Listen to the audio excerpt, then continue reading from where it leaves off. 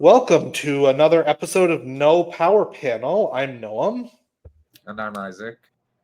Thanks for joining us again for yet another episode. Um, it's been a bit of a week. Yeah.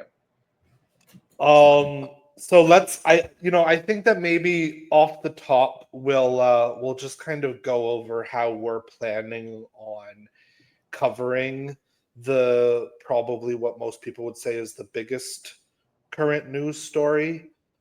Um, in starting this podcast, our goal has really been to talk about politics specifically, and especially Canadian politics and the little bits that we delve into American politics. But neither of us are military people. We're both pacifists, and so I think that on the issues of the war in the Middle East, we'll cover stories as they become relevant politically speaking, but we're not going to get into covering um, the actual conflicts that are going on. Yeah. Like in terms of obviously everything is connected and, there's, we're not trying to claim that, it's not political in any way. But when we're saying we're covering politics, but it's like we'll cover it in the context of, you know, uh, through the lens of Canadian politics as it touches on that, obviously, like give an opinion and whatever on that. But I don't think, I think it's outside of the scope of what we intended in terms of like covering, day by day or week by week updates of, the war. But obviously, um, you know, Canada, whether directly or indirectly, like has to take stances and you know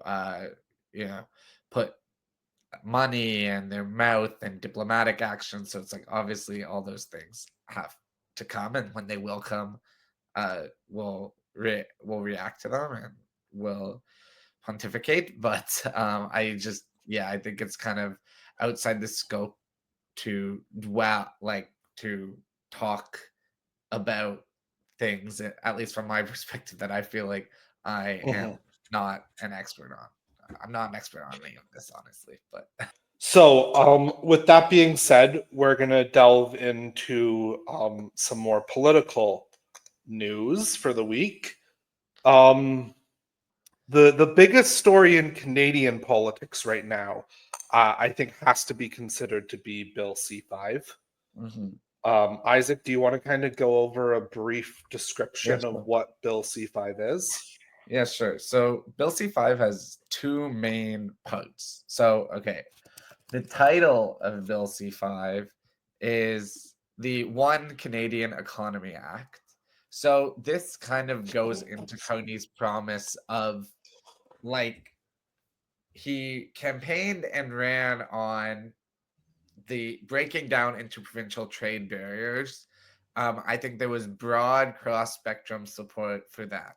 That is like the first part of the bill, is like basically removing a lot of those interprovincial trade barriers. And he campaigned on getting it done by Canada Day. This kind of, we want this like nation building, like initiative that we can get all parties to agree on. Why we're in this big trade war with the US? Why do when we're so anti, trade restrictions with foreign countries, do we have internal trade barriers, like these like kind of protectionist provincial policies? Okay, great. I think that has like cross party support.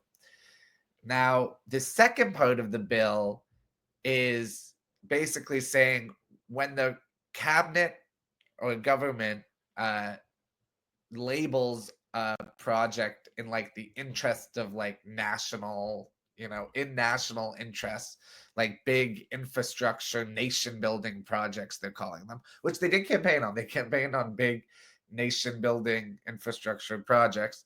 Um, Basically speed up the consultation phases, remove a lot of the chances for feedback and kind of the measures in place that would cause these projects to go through like environmental assessments, First Nations consultations, and approval, and things of this nature. It sounds very similar to Bill 5, but just to be clear, that was the Ontario government. And then this is the Mark Carney's federal government. It's Bill C5, very similar, same number, and does essentially a lot of the same things in that second part of the bill. And I think, and it's looking like it will pass handily with the conservatives supporting it, is what it seems like. There's some, They're either going to support it, or I've heard talk about them abstaining. yeah, either way, it's looking like it's going to pass. There has been some effort, and a lot of First Nations have pushed back on the idea and said, why are we putting these both together? Like, and why are we rushing them through? Why don't we split this up? You know, most people would agree the first part is good, but we have no issues with it. But the second part will severely limit the input from First Nations. It will severely limit environmental assessments for any project that basically cabinet deems necessary. And we've seen at a provincial level what that means. That means, you know, they could label any mining project, any highway, any new energy projects, you know, any oil They can pipeline. essentially label any kind of building Yeah, as essential, because they, you know, housing, you could argue, is essential, yeah, especially given the current housing crisis. I think that I think that it's fairly obvious why they have paired these two pieces into the same bill. It's the reason most governments pass omnibus legislation. yeah, And it's because the second part wouldn't pass.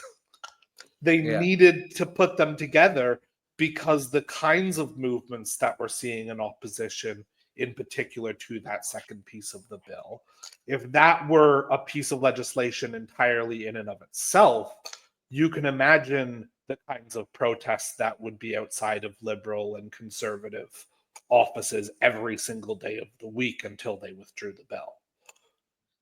yeah, definitely. And now they're saying, you know, there's oppositions groups, not even parties. I don't know how much I've heard from within the legislature, but I was saying acting on saying, Mary Simon, you cannot sign this bill, you know.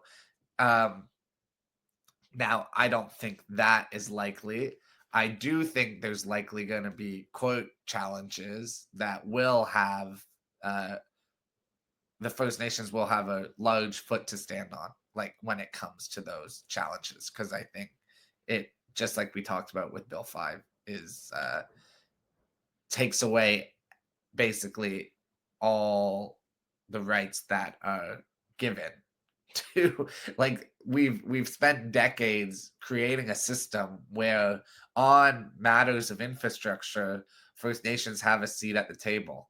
And I think whenever you try to bring forward legislation where you say, okay, well, we don't really have to listen to uh these uh to the First Nations, it's essentially our judicial system should uphold and say, you know, this is not the case. Like, you can't do this. This is not Mhm. legal based on everything we've said. It's it's the first cracking that we are starting to see in Mark Carney's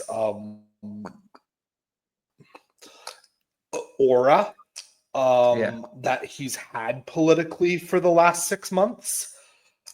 And it's interesting because I think that there has been signals that all the way along that this was likely to be one of the first areas where he really faced a lot of significant pushback. Even to the point that when he won the Liberal leadership race, his first thing that he did was he got together all of the premiers, but didn't include First Nation leaders. And when he was asked about that, he kind of very scoffingly said, well, I'm talking to all of the elected leaders in the country. And kind of discounted the fact that First Nations leaders are elected. They're elected by the First Nations population to represent their interests at the table. And I wonder if there is a little bit of derision that is coming that we haven't really seen from a prime minister to First Nations communities since Stephen Harper. Justin Trudeau was always very careful to involve them, to give them a seat at the table. He held, instead of First Ministers meetings frequently, he held councils of the Federation, which includes First Nations. He was very specific to use that kind of language for that purpose. And we remember Idle No More under Stephen Harper. And I have to wonder if we're going to see some of those similar kinds of tensions. I mean, we're already seeing tensions, but I mean, even beyond just statements and things like that. Are we going to see a situation like we had in Stephen Harper's tenure, where we have hunger strikes going on the foot of Parliament Hill? Are we going to see situations where Mark Carney is threatening to use the notwithstanding clause the way that Doug Ford has if the courts overturn Bill C-5? How far is he prepared to take this? Yeah. Is the real question. And I think it's a real test for Mark Carney. And I think, frankly, it seems like he underestimated. Well, one, it seems like he's never had to deal with, like, he's never actually had to negotiate with First Nations before. And I think he didn't realize how important they are to Canada's, like, the nature of governance, and absolutely, it's for good reason. Like, and I think he's probably discounted that. He comes from the private sector. Well, he was in the Bank of Canada, where there's not, you don't have that interaction. So he knows that finance sector, where really for the majority of like that portfolio, there isn't much, actual like consent needed to be given by First Nations. But now he's running on like these infrastructure projects, and the ideas of going out and building these infrastructure projects. And I think he's like an impatient guy, and the government wants to have something to show for themselves and differentiate themselves from Trudeau's government. And the fact of the matter is that like these types of projects do move slowly, and they will need to go through this process that I think is a process that it's foreign to Carney. I don't think he expected it. And I don't. Absolutely. This is the same Mark Carney who we talked about a couple of weeks ago. His brother is the chief operating officer for Kensington Palace in the UK. This is the same Mark Carney who not only was the governor of the Bank of Canada, but also was the governor of the Bank of England. He has a very imperial outlook on the way that he views politics.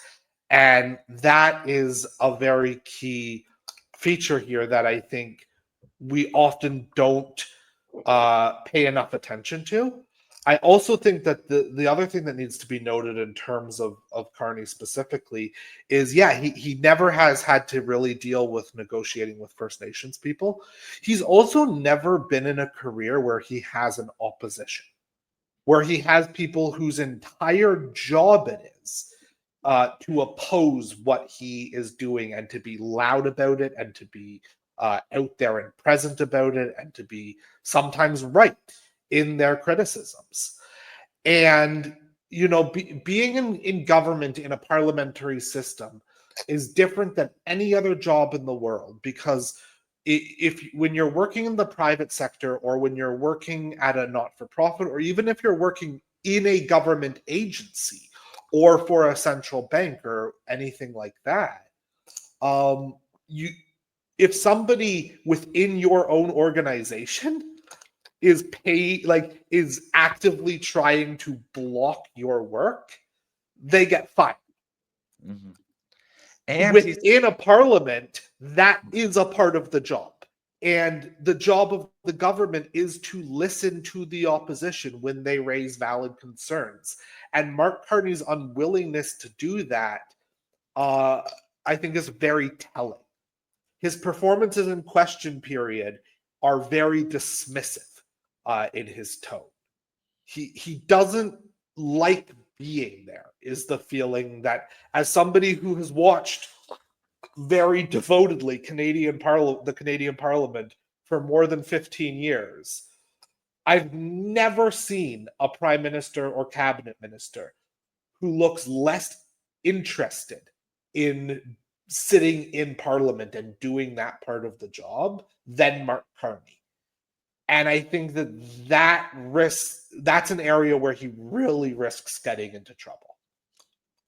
Yep. And he has spent the last 20 years, as the head honcho.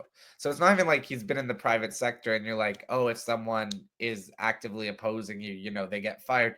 It's like one thing, it's like, okay, if you're one of the seats at a table, not necessarily the top dog, then it's like you might be used to that.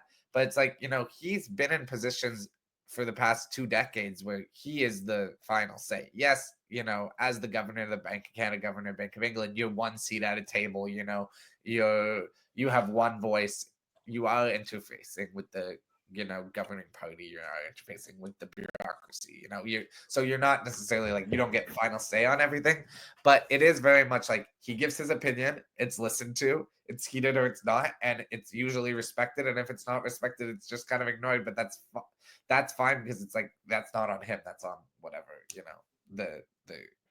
the other people in the room. Now it's like people are openly opposing to his face in public, in question. And he gets that same vibe he gets with opposition parties that he seems to get with the media, which is that kind of like, why aren't you just accepting what I'm telling you? Like, why aren't you just taking what I'm saying? Which I think is probably something he's used to, say something and then it's, respected to a certain level and taken at face value, not tried to dig at. I think it's kind of like it's a pro and a con though, because one thing I do respect about Carney is at least he's giving you real answers in question. Like, you're seeing That's true. real emotion either way, and you're seeing his actual thoughts on something, and he's not just giving like canned rehearsed responses where you don't actually get any insight into like his actual motivations, if that makes sense. Absolutely. And I don't discount that. I think that that's a really kind of important function of the system that he has kind of brought to it. It's very much the Big Daddy Carney vibe that we talked about a lot in the election, and really worked for him in that setting, is now kind of playing the other way. And people are starting to take note of, yeah, okay, that's good, that's great. Having that in a leader is important and helped him win the election.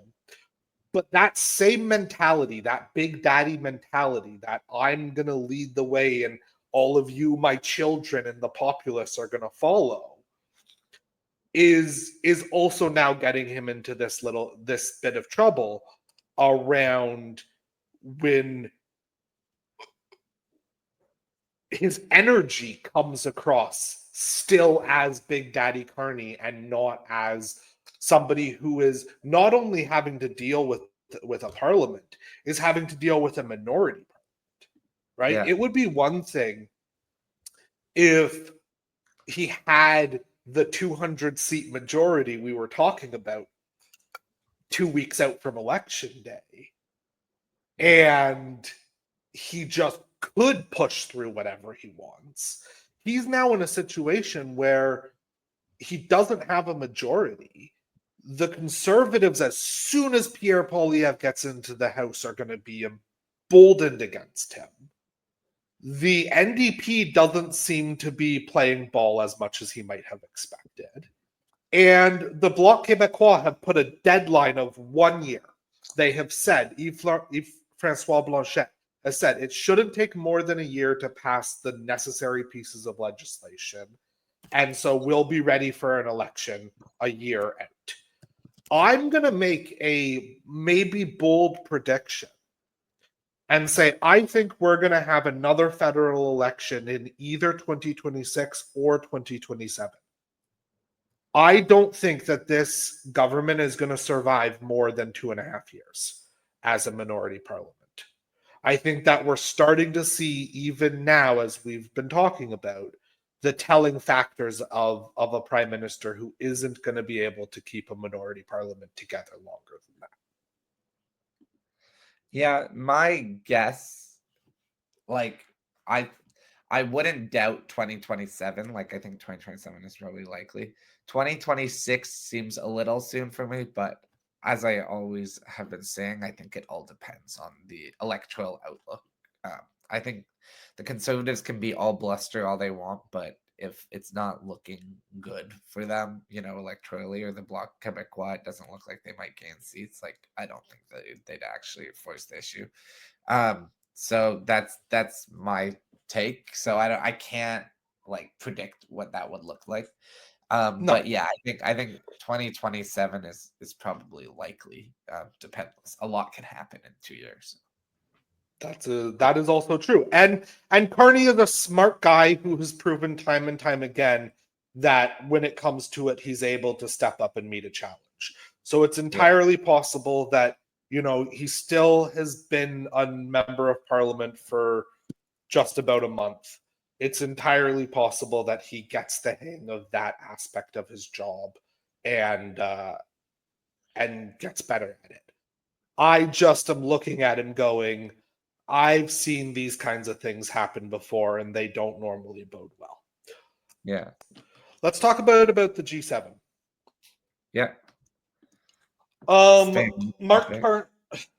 of Carney. Yeah, yeah. Staying on the topic of Carney. Mark Carney met with Donald Trump on Monday. And that was interesting. So far as we know, nothing really came out of it. It was another photo op, another opportunity for them to meet and probably talk through some issues that they're probably still hung up on. But all of the people who were kind of coming into this week saying this is the week he's going to secure a trade deal and yada, yada, yada, it doesn't seem to be happening. Now, we are recording this at just after 5 o'clock on Thursday. Surprise announcements come at these sorts of things, so we can't rule that out as a possibility. But as of this hour, I haven't seen anything that indicates to me like we are dramatically closer than we were at the start of the week to resolving the US tensions. Yeah, if anything, the rhetoric coming out of the G7 and during the G7 was not what you would want to see. It was more Trump was bringing up the 51st state talk again. Mm-hmm. He was bringing up stuff unrelated. It wasn't just trade conversations. It's one thing if it was all just about like sticking points on trade, which you're not really going to get from Trump's statements, but fine. He was bringing up the Golden Dome again and saying how, Canada's going to have to pay a big price for it, and if not, then they'd be better off becoming the 51st state. The idea from Trump's perspective to use this Golden Dome thing on Canada is kind of BS, because it's like, well, American airspace and Canadian airspace are kind of intertwined because there's sections, the sections with about 60% of the Canadian population is in that Windsor to Quebec corridor, which if you look at the map, like if you drew a bubble around like the continental US, like it would include like where most of the Canadian population centers are. So like this whole idea of like, well, and I think it's like 80% of Canadians live within a few hundred kilometers of the American border or something like that. Yeah, because that corridor, it doesn't include Montreal or Vancouver, but they're both still like right at the border pretty much. Yeah, exactly. And like, so if we're like this strategy from Trump's team to be like, well, if Canada, like, we're including Canada either way. It's like, well, yes, because like it has to if you're going to create this system. But we are either going to now use it as a part of this negotiation tactic in terms of like, it's going to cost you in terms of what they haven't specified. Like, how is that payment going to be made? Like, it's like billions and billions of dollars. Or you become the 51st state and you can have it for free. And that's all just bullshit. So it's like, it's just another point to have in their little like made up like checkbox list of like, secure the borders, stop fentanyl from coming in, oh, they're letting migrants, whatever fake, gripe they have with Canada. It's just another one to that list. And the fact that that's what he's talking about at these negotiations is like a really bad sign for the negotiations. It shows there really isn't anything on the table. No, and it's interesting because when you hear other people in his administration talking, they are obviously trying to tone down the rhetoric. They are obviously trying to reach a deal. I don't give Trump administration folks credit on a lot of things, but on this, they actually have been trying to diffuse some of this tension. And it seems like it's really just coming from Trump himself. He likes the idea. As he said in that Oval Office meeting in May, he likes looking at a map and seeing the big structure land of North America and how great it would look if that, imaginary border wasn't there. I think that genuinely that's where he's at on this. And it makes it incredibly difficult for the Canadian negotiating team because they can have what they think are very, very good, solid talks with their American counterparts and think that they are coming close to a deal and leak that they are coming close to a deal the way that we have seen happen in the lead up to this week in particular. And then Trump gets to Canada and starts all this nonsense again. And I genuinely don't think that they're aware that it's going to happen and that they're prepared for it. And it sets everything back. Yeah. And it's put the American negotiating team in an incredibly difficult position that is quite unfair to them, actually. I mean, what else is new? He's done it to everyone else in his administration. But it is also a factor with what's going on with Canada right now, too. Yeah. And I think coming out to like zoom out to the bigger picture, coming out of the G7, I think, Carney was looking for these types of headlines. He can shake Lula's hand and he can shake Keir Starmer's hand and he can shake whoever's hands and get the photo ops and say they're having great relationships and kind of have it the idea in people's minds that it's like we don't need the US, we're building good relationships with other countries so we can survive as a sovereign nation without them. Like none of that is really gonna satiate the Canadian public. It's also not gonna satiate the Canadian economy. Like we need something.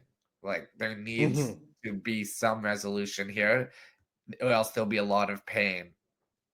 I think the Canadian economy should shift from their reliance on the US. I totally agree, but it can't happen overnight. And if we're in this position with huge tariffs and our entire like supply chains through the US being disrupted for the next few years until new ones are set up, like that's going to cause giant economic pain, and we're already seeing it.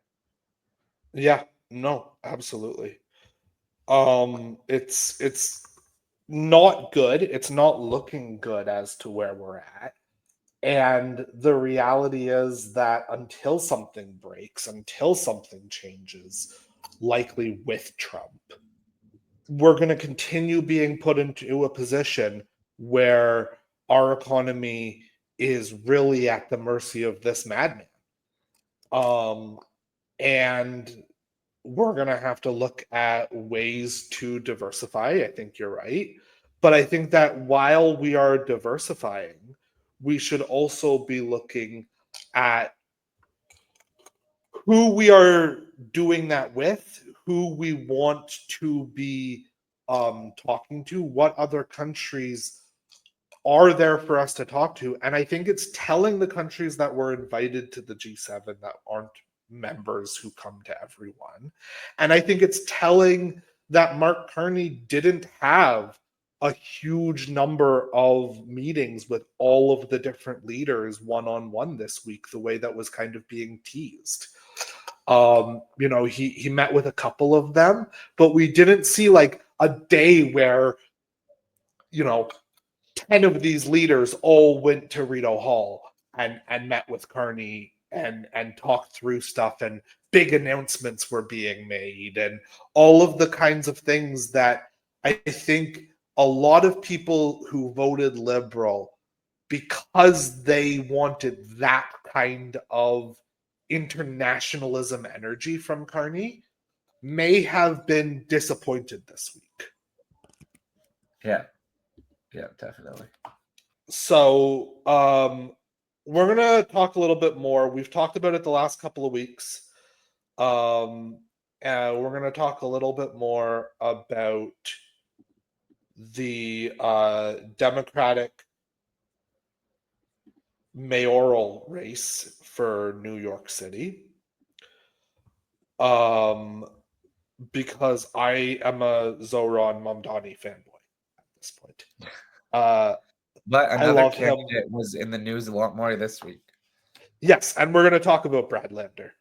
Yeah. Because I love what he did this week. Certainly, if you're in New York, rank Brad Lander number 2. Don't rank Cuomo. I'm going to keep saying it. Don't rank Cuomo. So let's talk about what Brad Lander did. Brad Lander had the audacity, Isaac, to show up to regular immigration check-ins with immigrants who were there for their regular immigration check-ins with authorities. Mhm. And the fascist Gestapo ICE agents decided that this was cause to arrest the publicly elected comptroller of New York City, who is a candidate for mayor. And I hate that language, even saying like arrest, like abduct, like, apprehend. Because arrest gives the like I know No, it it's wasn't an arrest. physically arrest, but it's like I saw these news articles come out after it Yeah. happened. So like saying Brad Lander arrested for assaulting like an ICE agent, like just like reporting verbatim what ICE would have said. And I think that's so scary and so dangerous. And I really would hope journalists are actually understanding how to report in times like this, and not just like, reporting out like this like language in headlines that that is being lied to by ICE and DHS, because like it's very what happened, and there's video of the entire altercation, is that he is literally just escorting his client. ICE has been targeting these meetings and hearings because they know there's going to be people there who might be undocumented, who are following the actual like legal processes in their states to like that is set out for them, processes that are in the law to in the states that they're in, have pathways to citizenship. Like they might be claimed illegal now or undocumented, but get them documentation. They're following these processes that the government wants them to follow. They have to prove they're not criminals. They have to, prove their income. They have to prove their employment records. They have to prove their relationships to the state they're in, their families, their children. And these states like New York have these systems in place to give pathways to citizenship for undocumented persons. It is exactly what you think the, you know, this right who claims they are against, you know, illegals, gang members, people bringing crime into the streets. It's like anyone who is an actual criminal would not be able to go through these processes. But ICE, obviously, and this administration does not care about whatever they may claim their rhetoric is. It is just about arresting, you know, the other, Kidnapping. So they are targeting these locations, targeting people who are going through legal processes, which, because it is completely detached from whatever they may claim. And he was escorting him because they knew ICE was doing these, these these kidnappings at these locations. And what I'm sure Brad wanted was to bring attention to this. That's why he's there. He knows he has a profile. He wants to bring attention to this. He knew probably that they might have tried to apprehend his client, and they were probably going to apprehend other people. So at least be a body there in opposition to that. Voice your opposition. I'm sure he didn't know they would actually apprehend him. The second lawmaker this week they've actually apprehended. These guys are unmarked. Like I don't know how to like emphasize enough how like this is like completely outside the norm for It's illegal. Yeah. It's illegal. And I'm sorry, the Supreme Court can say whatever the fuck they want about this. It's illegal. It is reprehensible behavior. It is absolutely antithetical to the United States Constitution, to the Geneva Convention, to these pieces of law that are supposed to bind the servants of law and order. And I don't want to hear a conservative or a Republican ever talk about law and order again. They voted for a 34 felony convicted felon, 34 convicted felon to be president of the United States. They have straight up said that they are going to ignore constitutional Supreme Court orders on specific things. They took months to get Kilmore Albrego Garcia back. And they are now sending, I guess, agents, whatever, we'll never know, into these places unmarked, unmasked, so that you can't see their face. They're not identifying themselves with badge numbers or with names or in any sort of way. And I want to say, I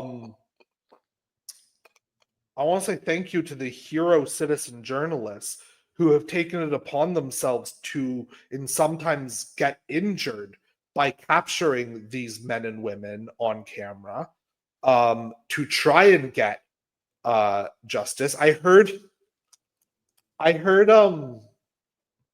Kristi Noam, who's the Secretary of Homeland Security for whatever reason, I don't know, dog murderer Kristi Noam, talking about how ICE agents were being doxxed online. And good. Yeah. Keep doing it. Keep getting out who these people are. Make them unemployable. Make them like they shouldn't be able to show their faces at family get-togethers going forward for what they are doing. They are emboldening and empowering a fascist regime to racially profile people and pick up brown people off of the street. And that is what their mission is. Stephen Miller,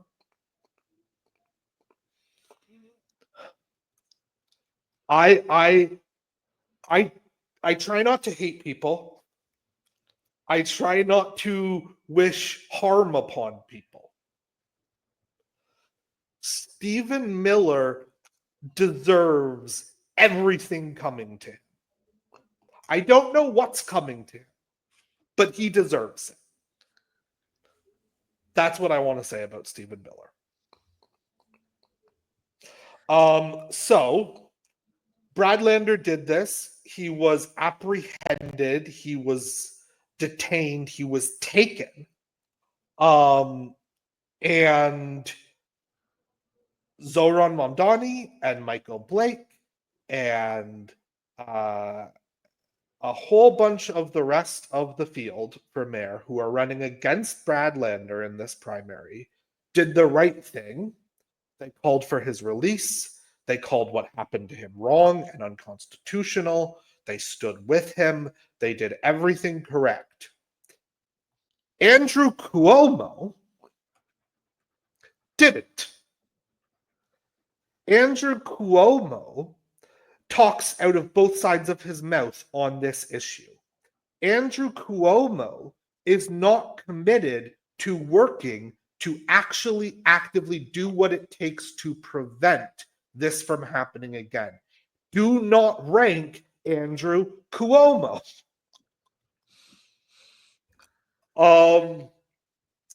The latest polling has Zohran Mamdani closing the gap. Bernie Sanders endorsed Zohran Mamdani this week. AOC has now endorsed Zohran Mamdani. We mentioned that last week. Bradlander and Zohran Mamdani have asked their supporters to rank the other number 2.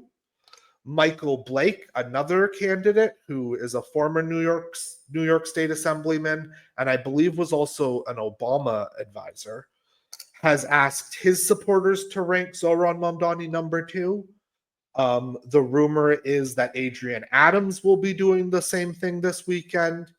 They are now starting to get together.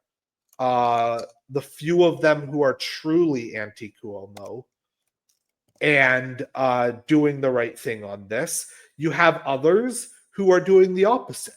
You have others who are backing Cuomo and asking their supporters to rank Andrew Cuomo number 2. People like Zellner Myrie, people like, yeah. And so the election day is Tuesday, so we'll talk about the result next week. My hope, and I'm just going to put this out there, not that I think he or anyone on his team is listening to this, but Zohran Mamdani should not end his campaign if he loses the Democratic primary. In a race between Andrew Cuomo as the Democratic Party nominee, Eric Adams as an independent, Zohran Mamdani as the Working Families Party's nominee, I genuinely believe Zohran Mamdani wins that election. Adams and Cuomo would split the center right and right wing vote, other than the couple dozen votes the Republican candidate will get. And Zohran Mamdani will own the left and the center left of the political spectrum. If he does that, everyone who has currently asked their supporters to rank Zohran Mamdani number 2 should immediately back him as a Working Family Party's nominee for mayor. That's my take on that. Where do you think about that, Isaac? Yeah, I think that's a great point, and I could see it happening. I could also see Cuomo losing the nomination and running as an independent as well. Oh, he will. That same logic. These guys don't know how to lose. Like you even saw it, like they feel entitled, right? Like even when AOC beat Crowley, like he still ran. She beat him in the primary, and then he ran in the general. So I think it probably happens for. I think it's actually probably more likely Cuomo does it than Mamdani, but I do think if one of them were to do it, Mamdani has the better chance. So in like a three-way race between Mamdani, Adams, and Cuomo, I think Mamdani has a better chance. But I think if Mamdani wins, Cuomo's more likely to run as an independent than Mamdani is, if that makes sense. That's where I kind of stand with that. I agree.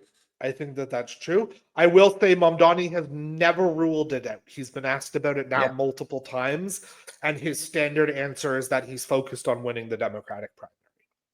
Yeah. So that's that.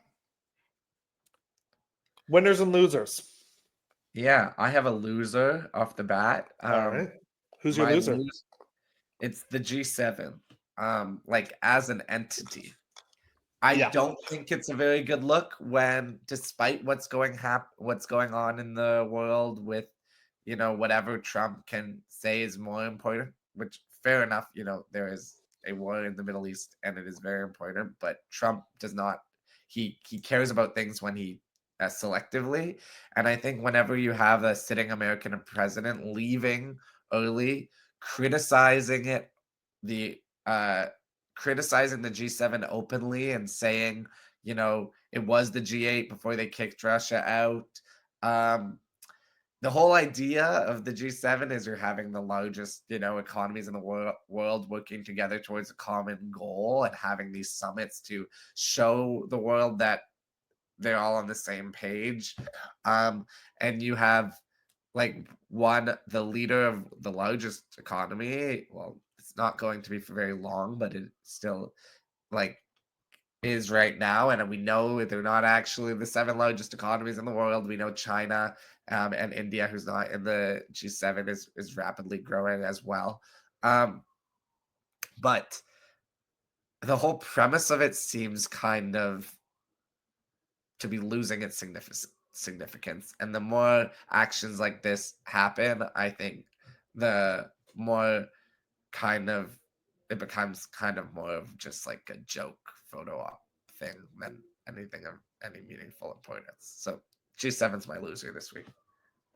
Sounds good. My loser this week, you might be able to guess, is Andrew Cuomo. No, but seriously, putting aside the fact that I love Zohran and that I want him to win and all of that, putting that aside, Andrew Cuomo is the son of somebody who at one time was the most popular politician in America, a 2-3-term governor, Mario Cuomo, and a former 3-term governor, 2-term state attorney general, 1-term federal housing, urban, and development secretary. His resume is one that is almost unparalleled in the history of American politics. And he is potentially losing. He is in a very, very close fight with a 2-term, I want to say 2 or 3-term New York State Assembly member who is, yes, charismatic, yes, has some great ideas, but Isaac, he's 33 years old. He's barely held elected.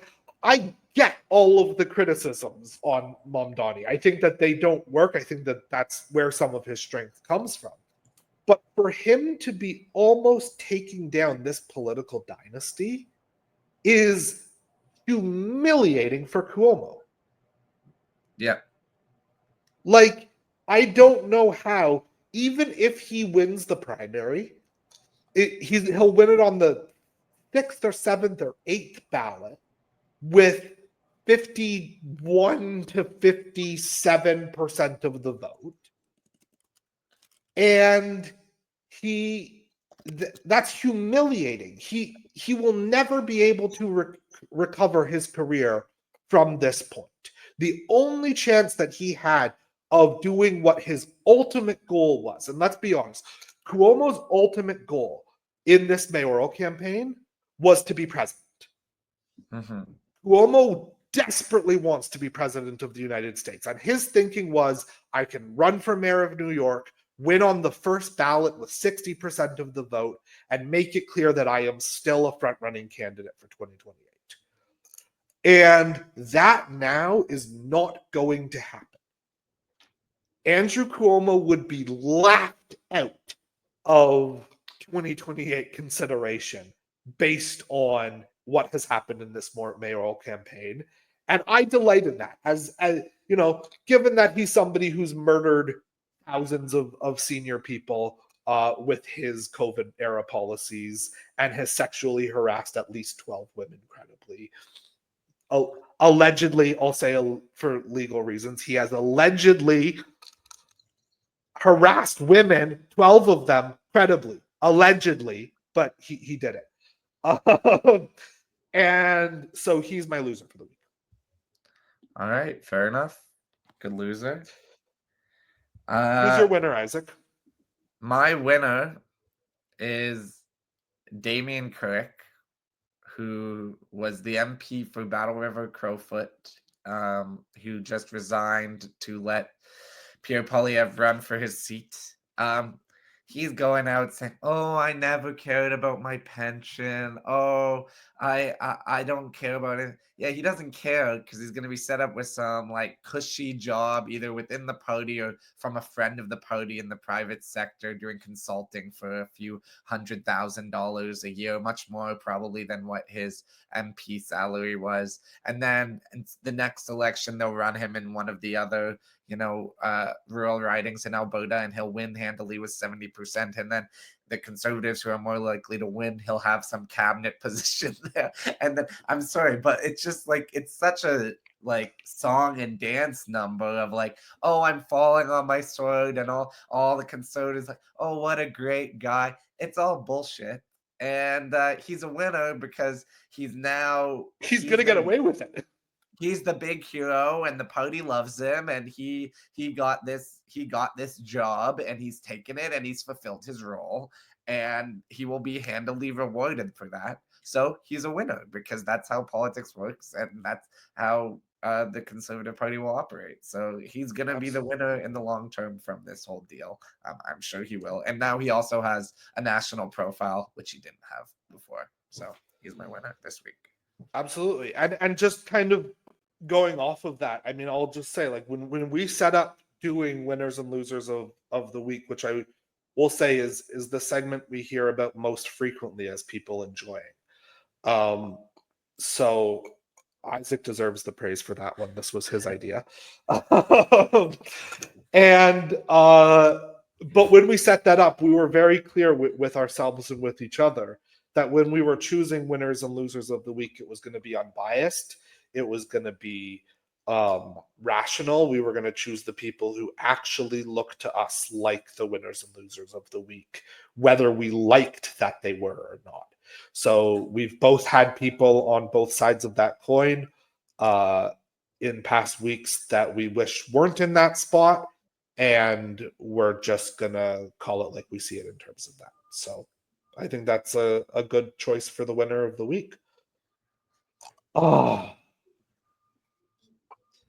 my winner. I've been torn between two all day, and I've been going back and forth in my head.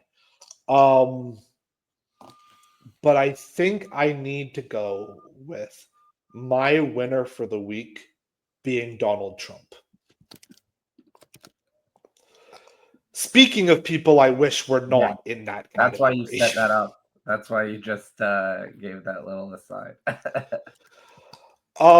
Like, I think you were right. I think in your assessment of calling the G7 as an entity a loser, that was correct. That was the way that this week has gone down.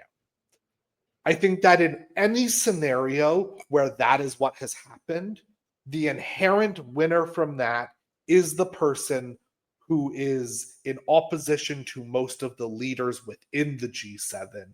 And in this particular case, that's Donald Trump. He's been a winner in terms of the optics of the conference.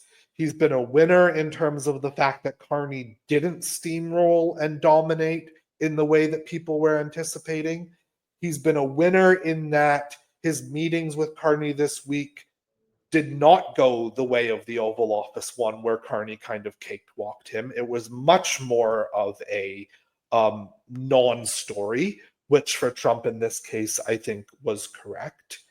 And he's a winner in terms of the fact that ICE is still picking up and kidnapping people off of the street. We had the No Kings protests last Saturday. Millions and millions of people turned out within the United States across thousands of protests, and it did absolutely fucking nothing. The administration is still operating in the exact same way. It did not create a check on them. The Democrats are still polling abysmally. Yeah, Trump's approval ratings can sit as low as they want. As long as his approval ratings are higher than that of Chuck Schumer and Hakeem Jeffries, he doesn't need to worry about them. And so we're in his world right now.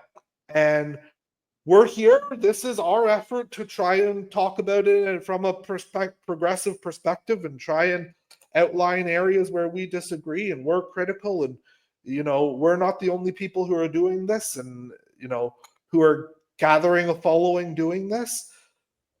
But at the end of the day, it's not changing anything.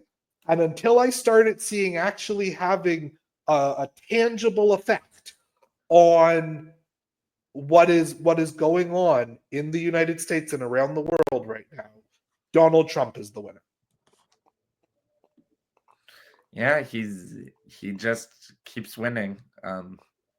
It's sad, but I think hopefully one day he will be a loser again.